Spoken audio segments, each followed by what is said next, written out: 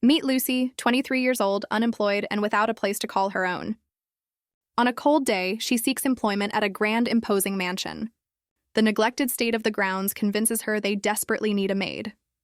She reflects on her past, confident in her skills despite lacking recommendations. But after waiting for hours, she's left shivering in the cold with no answer. She speculates that the owner is either out or an incredibly deep sleeper.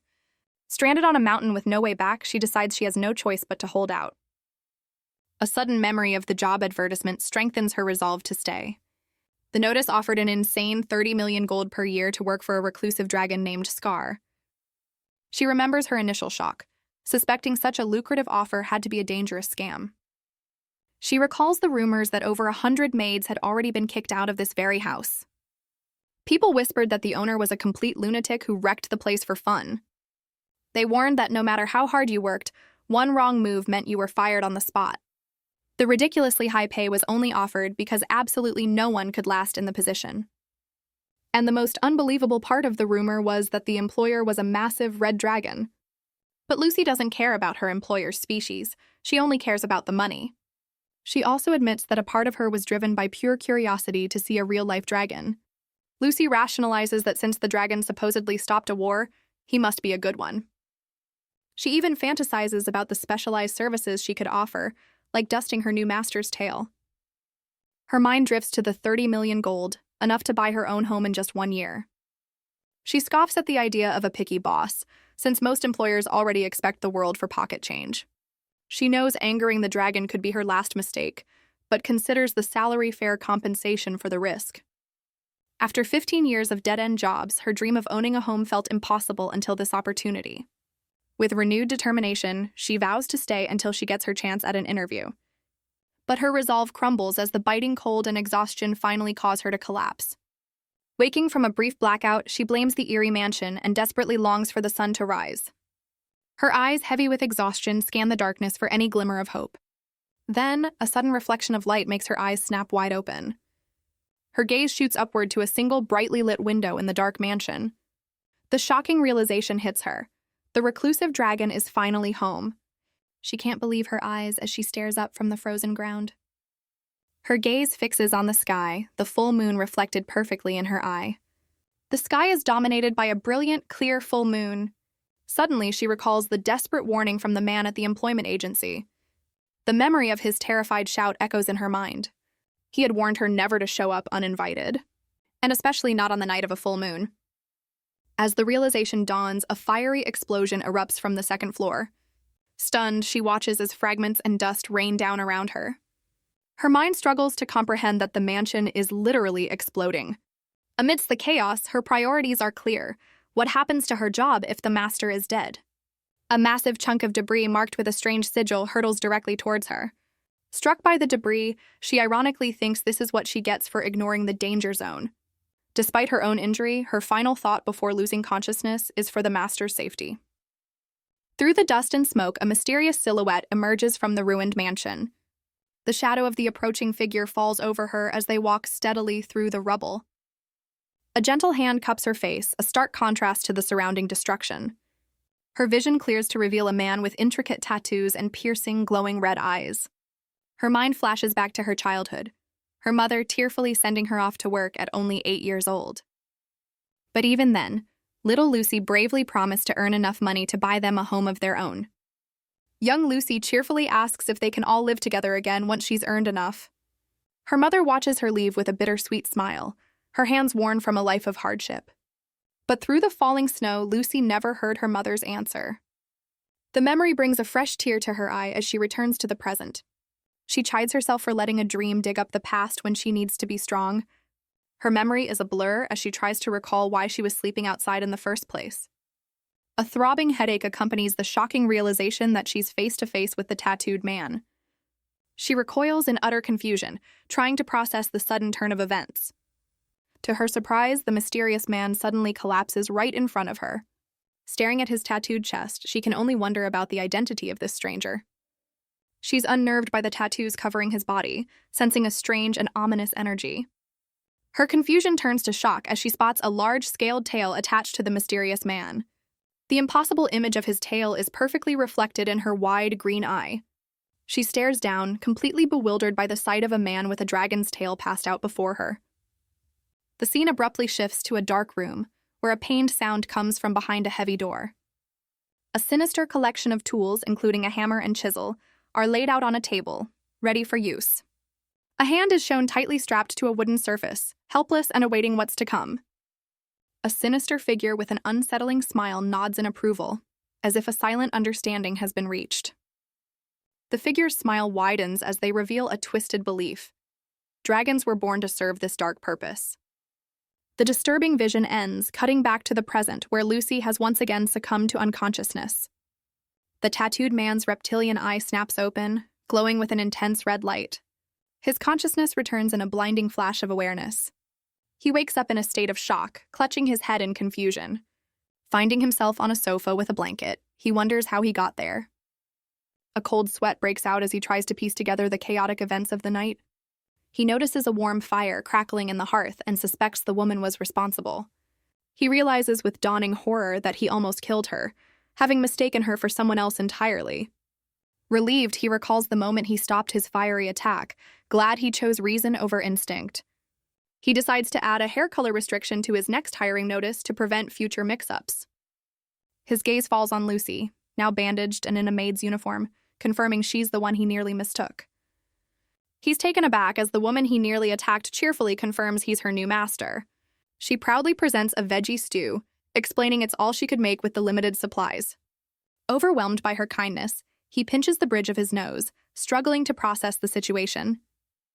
He questions her decision to stay, unable to comprehend why she didn't flee after the mansion exploded.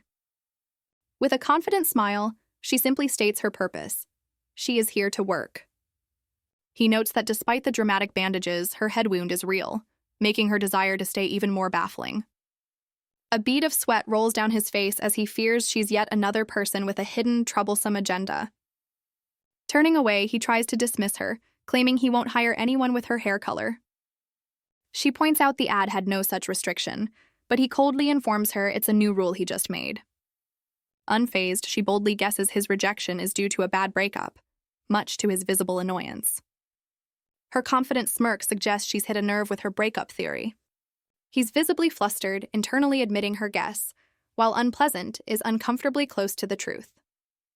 She maintains an innocent gaze, waiting for him to crack under the pressure of her assumption. Annoyed, he concedes her point, but firmly tells her to get out of his sight. He turns away, angry at his own inability to control his emotions and trying to justify his decision. He reasons that anyone can do housework, dismissing her as easily replaceable.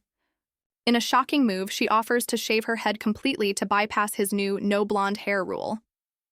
Her drastic proposal leaves him utterly speechless, his face a mask of pure disbelief. His mind is blown, the shock so immense it feels like lightning striking the mansion itself. Unfazed by his reaction, she casually asks if he's a half-blood, changing the subject entirely. He confirms he's a half-blood, gesturing to his tail as proof that he was born this way. He questions her competence, wondering how she can care for a dragon with so little knowledge. Her eyes flash with resolve as she insists that as long as she's paid, his race is irrelevant. She cheerfully explains her knowledge of dragons comes from the tourist souvenirs sold in her remote village. He apologizes for disappointing her, clarifying that as a half-blood, he's nothing like the statues she's seen. She recalls how he desperately stopped her when she actually tried to shave her head. She also remembers him looking away when she feigned injury, seeing it as a sign of his hidden kindness. She concludes that despite his sensitive nature, she just needs to tread carefully around him. He takes a bite of the stew and his eyes widen in utter disbelief at the taste. She watches him with a triumphant smile, completely misreading his shock as pure delight. He swallows hard, internally admitting the stew is making him unexpectedly happy. In a matter of moments, he's devoured the entire meal, leaving the bowl and plate completely empty. Slumped over the table in defeat, he avoids her gaze as she eagerly asks for his opinion. He tries to save face, claiming he only ate it because he was tired of raw vegetables, not because she can cook. His defensive attitude only reminds her of a childhood crush, sending her into a fond reverie. Desperate to find a flaw, he tests her cleaning skills by running a finger across the dusty-looking table. To his astonishment, his fingertip comes away sparkling clean without a single speck of dust. A cold sweat breaks out as he realizes the entire mansion is now impossibly, spotlessly clean. She proudly reveals she tidied up the whole place while waiting for him to regain consciousness. On top of that, she also took the initiative to organize the pantry and take a full inventory. She adds that she's also memorized the entire mansion's layout. He's stunned as she details mending rags, washing blankets, and even offering to do his laundry. With a brilliant smile, she volunteers to clean his locked bedroom as well. Her eyes gleam with intensity as she reminds him this all depends on him hiring her. He's utterly bewildered, realizing his plan to find a reason to fire her is completely backfiring. He finds her unwavering determination unsettling, thinking her eyes have a hint of madness. Desperately, he racks his brain for any possible flaw he can use as an excuse. His eyes land on a ring on her finger, and he suddenly asks if she's married. She joyfully confirms it, explaining she's saving up for a house with her husband. Utterly defeated, he can only watch as she pleads for the job, promising her best effort. She cautiously enters her new, dusty quarters for the night. Undeterred by the filth, she resolves to clean the room before she can rest. Alone, she admits her marriage story was a lie, a tactic using her mother's ring to deter unwanted advances. She examines the ring, satisfied that her quick thinking paid off. The ring is revealed to be a precious keepsake, a gift to her mother, Mary. While she sleeps peacefully, he lies awake, contemplating how she successfully manipulated her way into the job. He tries to rationalize his decision, banking on her supposed marriage and a written pledge to keep her in line. But he can't shake his unease, recalling her absurd claim that hiring her was the only cure for her fake injuries. A cynical smirk crosses his face as he reflects on her bizarre behavior. He resigns himself to the situation, admitting she's a strange woman, though her hair color still irks him. He decides his best strategy is to simply avoid looking at her face. He tries to convince himself that somehow this bizarre arrangement will all work out. Elsewhere, a mysterious man wishes for a pleasant dream to replace his usual nightmare. In the dead of night, footsteps echo through the otherwise silent mansion. A door slowly creaks open, hinting at a secret hidden within the house. A hand gestures gently as if coaxing something out of the darkness. A sinister new figure appears, intent on continuing a disturbing daily routine. The next morning, Lucy wakes up ecstatic, savoring the feeling of having a new job. She remembers the condition for keeping her hair, to remain completely invisible to her master. She also thinks back to the highly unusual set of rules she had to agree to. While cooking, she dismisses the rumors of his madness, guessing he's just a recluse who was wronged by a human. She remembers the employment agent's shady proposal to earn a fortune by seducing a dragon. Considering his immense wealth, she suspects previous maids conspired with the agency to ensnare him. She reasons that if those maids neglected their duties to focus on seduction, his anger would be completely justified. Suddenly, his strict contract and foul temper all click into place, and she scoffs at the very idea of such a scheme. Huddled in her bed, she finds the concept of a workplace romance deeply unsettling. Her eyes widen as she contemplates the sheer unprofessionalism of it all. A mysterious rattling sound echoes from a dilapidated room elsewhere in the mansion. The noise seems to be coming from a shaking trapdoor in the ceiling, hinting at a hidden secret. A hand clenches a cloth with enough force to make a cracking sound, revealing someone's intense agitation. She finds the previous maid's unprofessionalism utterly disgusting as she diligently cleans a large mirror. As autumn leaves fall, time quietly passes at the secluded mansion. 3 weeks fly by under her meticulous care. Her master suddenly appears at her door, offering to pay her to leave for a bit. Lucy is completely stunned by his strange and urgent demand. She panics, wondering if she's being fired and kicked out into the freezing weather. Looking stressed, he insists she go to the village and treat it as an early vacation. When she cautiously asks for a reason, he coldly tells her it's none of her business. He gives her a chilling warning to stay hidden upon her return, hinting at danger. His ominous threat leaves her completely startled and deeply unsettled. She's left completely bewildered by his sudden and cryptic order. He left behind a bag of gold so large it could support her for an entire month. She wonders about the source of his immense wealth, suspecting a connection to his mysterious excursions. A devilish thought enters her mind, tempting her to pocket the exorbitant travel funds. She recalls how he keeps his distance, his room situated at the far end of the second floor. Her own quarters, by contrast, are on the opposite side of the mansion, emphasizing their separation. It dawns on her that he successfully avoided seeing her face for 3 weeks due to his strange aversion. The temptation grows as she realizes this money could be her ticket to buying a house. As the sun rises, a new day begins, bringing with it a crucial decision. Lying in bed, she rustles under the covers, her mind seemingly made up. She makes a firm decision to fast, refusing to spend his money on food while she hides. She considers it shameless to use his funds for meals, deciding to survive on boiled water alone. As the sun sets, she's troubled by the vague time frame of a few days he gave her. She questions if simply hiding for 2 days would be enough to satisfy his strange request. Huddled beneath her bed, she questions the logic of him sending her away instead of leaving himself. Her thoughts drift to her master's recent loss of appetite, despite the delicious meals she's prepared. Gazing at the moonlit night, she starts to worry that his strange behavior might be due to sickness. The full moon's reflection in her eye sparks a sudden dawning horror. Her attention is completely captured by the full moon, which connects to a forgotten warning. A memory of the employment agent's terrified warning resurfaces. Stay away from the mansion on the night of the full moon. She speculates his condition is tied to the full moon, making her feel he needs care, not isolation. Despite her concern, she resolves to obey his orders and ignore any sounds from upstairs. She squeezes her eyes shut, determined to block out the terrifying noises from his room. Upstairs, agonizing screams echo from the master's room as he appears to be in immense pain. His desperate pleas for help pierce through the mansion's silence, testing her resolve. Outside, the full moon shines brightly, the source of his torment hanging in the sky. Suddenly, the ceiling above her begins to crack and crumble under the strain. A crimson drop from above splatters onto her hair, signaling the chaos has breached her room. As the ceiling gives way, a large hand reaches through the debris and firmly grabs her own. A mysterious figure pulls her up from the rubble, saving her from the collapsing floor. She desperately tries to piece together how everything went so horribly wrong. Waking up, she finds herself lying peacefully in a strange sunlit field. Her eyes flutter open as she slowly regains consciousness. Disoriented, she rubs her eyes, completely bewildered by her unfamiliar surroundings. Before her stands a grand, white building that is definitely not her master's mansion. Her memory flashes back to the moment she defied his orders, rushing towards his screams. She recalls cautiously peeking through the open door of his destroyed bedroom. The sight that met her eyes was so shocking, it left her completely frozen. Overcome with horror, she saw her master buried beneath the collapsed ceiling. In a panic, she began clearing the debris, desperately searching for any sign of life. She recalls touching his cold hand, fearing the worst had already happened. Her memory continues, showing the ceiling collapsing above her. She remembers being caught in the downpour of rubble, bracing for impact.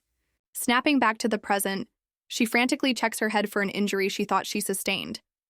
Finding no wound and feeling no pain, she concludes this strange place must be a lucid dream. Deciding she can't stay idle, she searches for a way to wake herself up.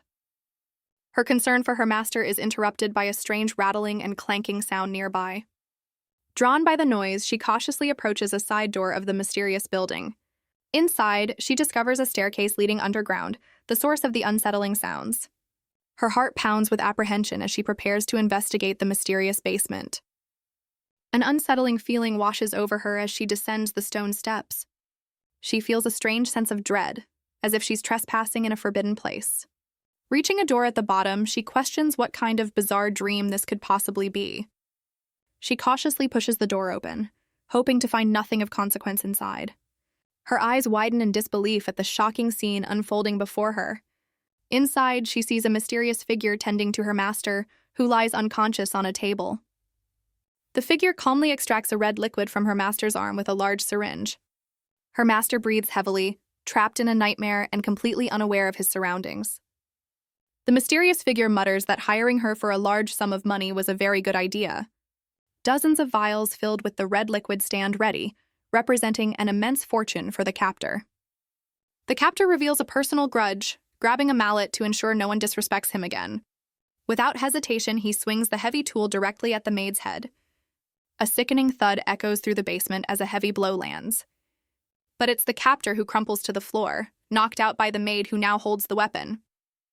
Believing this is all a dream, she feels justified in delivering her own brand of justice.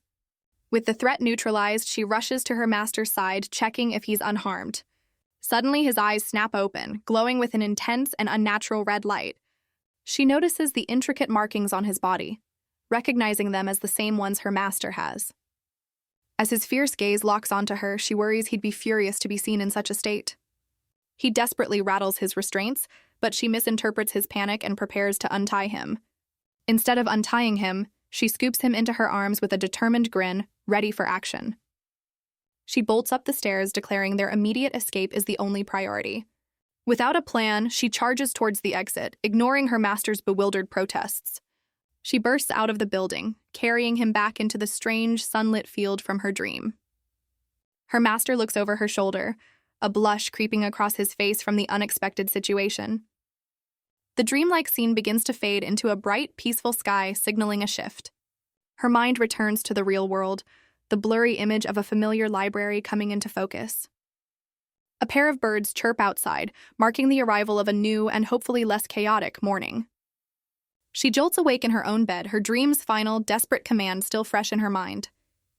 Her master, now fully dressed and looking normal, stares at her with wide, startled eyes. She continues her mad dash through the fading dreamscape, carrying him to safety. He looks away, a deep blush on his face from the embarrassing yet intimate escape. The dream world dissolves behind them, pulling them from the fountain plaza into darkness. Her consciousness drifts in a black void as she questions the bizarre experience. A strange, wet sensation on her leg begins to pull her from the depths of sleep. Finding the feeling ticklish, she dismisses it, knowing there are no pets in the mansion. The thought of an animal triggers a flash of memory to the strange building from her dream. Her mind races back to the basement, connecting the unsettling events to her master's predicament.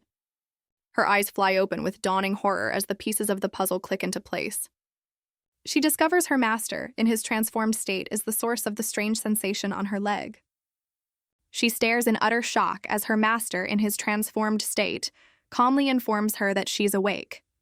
Confused by the moonlit rubble around them, she questions the situation, but he simply tells her to stay still. He then brings her finger to his mouth, tending to a wound she didn't know she had. The unexpected intimacy of the act leaves her completely flustered and blushing.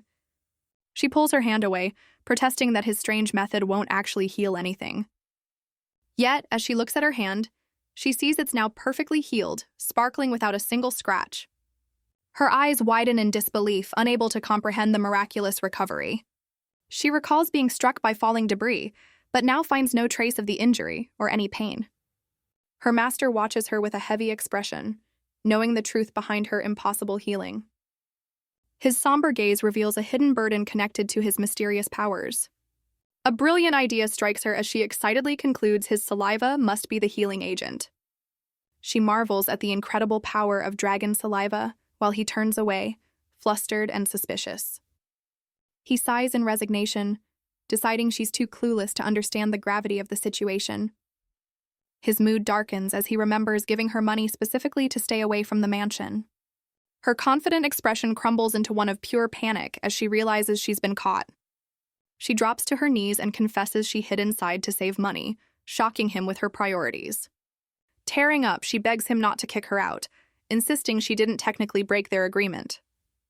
She argues that since she collapsed outside the bed, she upheld her end of the deal, a point he begrudgingly considers.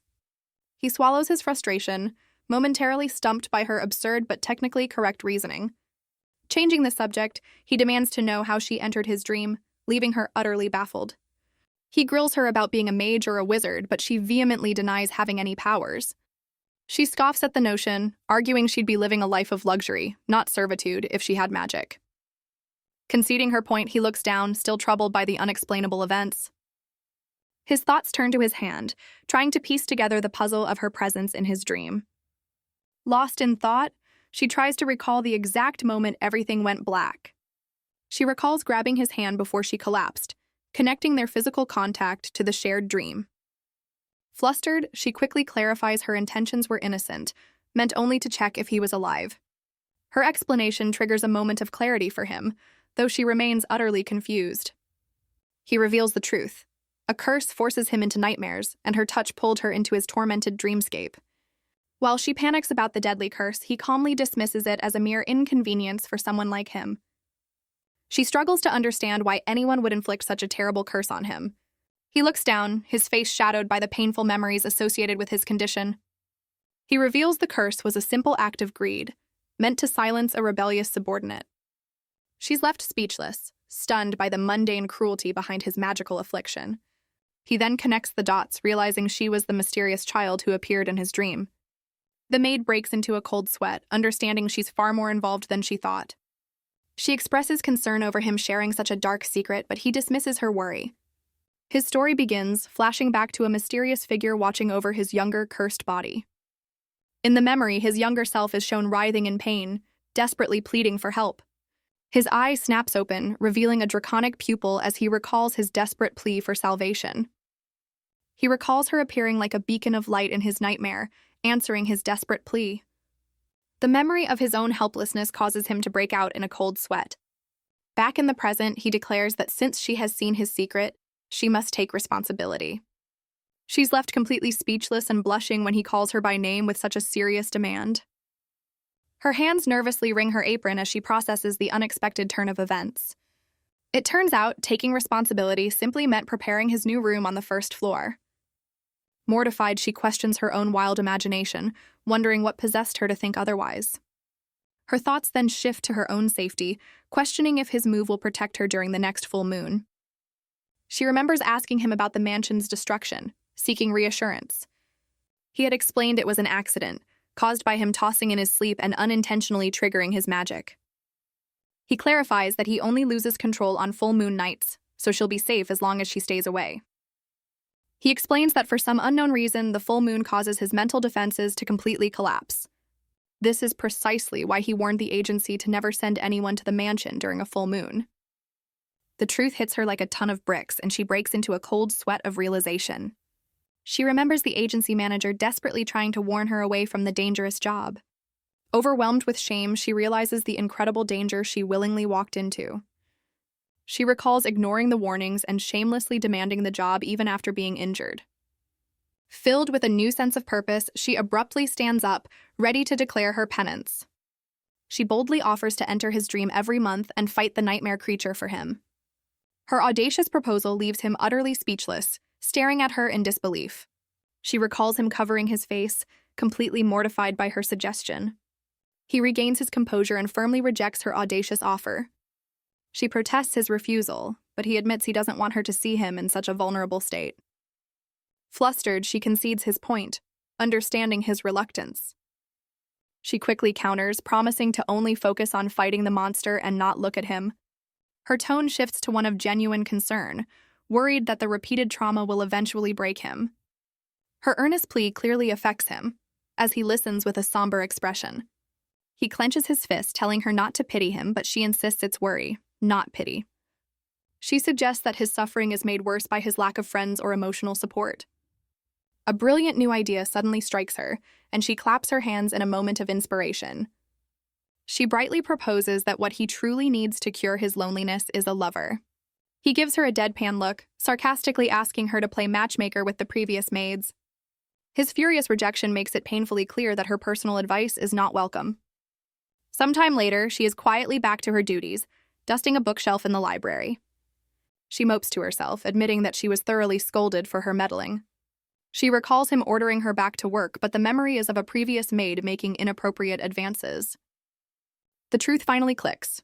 The agency's strict pledge was to prevent maids from taking advantage of him. She shudders at the thought of others exploiting his helpless state and admits he was right about her being nosy. Her guilt transforms into determination, vowing to help him even if she's just a powerless maid. Her thoughts then turn to the mysterious man from the dream, suspecting he might know how to break the curse.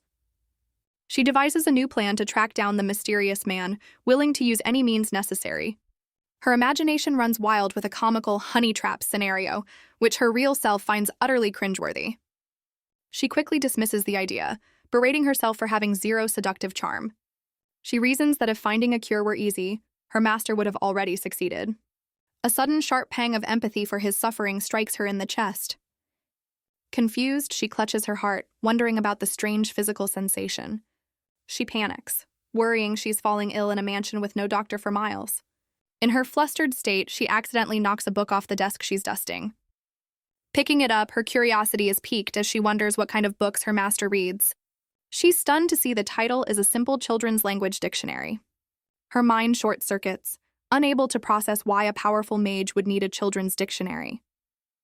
Her wild imagination immediately jumps to the conclusion that he must have a secret child. She eyes the entire bookshelf, now suspecting it's filled with more childish things. A different, even more scandalous thought strikes her, leaving her gasping in shock. She confronts him later, cautiously inquiring about the library's collection. He looks confused by her question, confirming that he purchased every book himself. She nervously admits that his literary tastes are not what she expected. She reveals that his library is full of steamy romance novels, much to his surprise. He explodes in disbelief, shocked to learn his entire collection is dedicated to romance. He remembers asking a clerk for books on curses and demons, realizing the disastrously literal interpretation. He fumes that the clerk scammed him, selling the books as rare editions for a fortune, a lie she immediately debunks. As he curses the swindling bookseller, she watches his outburst with a concerned expression. She gently points out that his inability to read made him an easy target, causing him to blush in mortification. He admits to being a self-taught but slow reader, prompting her to praise his difficult solo effort. Seizing the opportunity, she cheerfully offers to be his reading tutor and shopping companion. He stares at her, silently processing her bold and unexpected proposal. He questions the idea of them going together, but she insists reading the romance novels could still be fun. Her earnest suggestion leaves him blushing and completely flustered. He walks away, muttering a strange comment about married women being nosy, which leaves her utterly confused. Turning his back to hide his embarrassment, he agrees to go shopping with her the next day for the correct books. She echoes his resolve, declaring that she has no intention of letting him stay cursed forever either. The following day, they arrive at a vast and bustling town market for their shopping trip. She's completely charmed by the lively atmosphere, while he stands stoically beside her in his hooded cloak. After a successful trip, she proudly holds their new books, excited about a particular volume on dragon behavior. She cheerfully reasons that even a simple book might contain the very clue they've been searching for. Her enthusiastic suggestion that they read the books together later sends him into a blushing mess. He awkwardly reaches for the books she's holding, insisting that he should carry them instead. He gruffly explains it's for her own safety, worried she might get pickpocketed in the crowd. She sees right through his flimsy excuse, touched by his poorly disguised concern for her well-being. She playfully teases him, comparing his gruff yet caring attitude to that of a tsundere. She playfully hands him the books, her quiet amusement earning a suspicious question from him. Brushing him off, she excitedly reveals she has another, more important destination in mind. He eyes her skeptically, wondering what other schemes she's cooked up on their trip. Her plan becomes clear as they stand before a stern-looking man, a professional tattoo artist. She confidently pulls her master into the tattoo shop, catching the artist by surprise. Boldly claiming him as her husband, she asks the artist to alter the cursed tattoo causing his nightmares. Her master is completely stunned, the word husband ringing in his ears as he stands mortified. The artist offers a solution, suggesting he can't remove the mark but can use pigment to make it less noticeable. Turning on the charm, she sweetly asks her, honey, if he wants to give the procedure a try. The unexpected term of endearment sends him into another spiral of blushing embarrassment, leaving him utterly speechless. He freezes solid, his face burning red from her unexpected affection. Snapping out of it, he abruptly dismisses the idea as useless and storms off. Playing the part of a doting wife, she apologizes for his shyness and offers the artist a thank you gift. The artist accepts the pouch, intrigued by her polite and unexpected gesture. Impressed by her manners, he decides he can't let them leave empty-handed, much to her confusion. He reveals the tattoo felt off, recognizing its dark aura as something akin to black magic. His hope renewed, the master asks about breaking the curse, learning the artist knows a potential expert. He hangs on the artist's every word, a glimmer of hope mixing with his grim expression. The artist provides detailed directions to a suspicious-looking herb and potion shop down the street. He explains their target is a mage who can be identified by his unusual botanical purchases. With their new lead, the two cloaked figures set off toward the mysterious shop. The artist offers one last tip, advising them that the mage is easily swayed by a good offer. Arriving at the location, she confidently leads the way up the stairs into the establishment. She prepares to turn on the charm, ready to greet the reclusive mage with a friendly smile. Her master watches her approach, his grim expression showing he's placing his trust in her diplomatic skills. She believes this eccentric mage might just hold the unexpected key to breaking the curse.